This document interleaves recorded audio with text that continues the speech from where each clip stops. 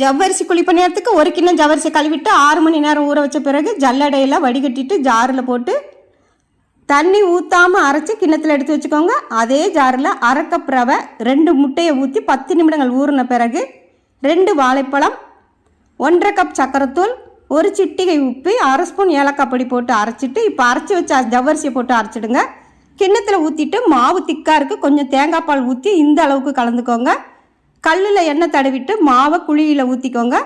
எல்லா குழியிலையும் மாவு ஊற்றியாச்சு. மேலே எண்ணெயை ஊற்றி லோ ஃப்ளேம்லேயே மூடி போட்டு 3 நிமிடங்கள் வெந்த பிறகு திருப்பி விட்டுக்கோங்க.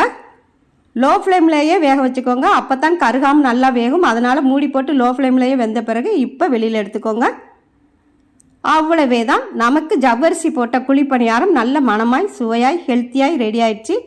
நீங்களும் ஒரு முறை இது மாதிரி ட்ரை பண்ணி பாருங்கள். சின்னவங்கலேருந்து பெரியவங்க வரைக்கும் விருப்பமாக சாப்பிடுவாங்க. தேங்க்யூ.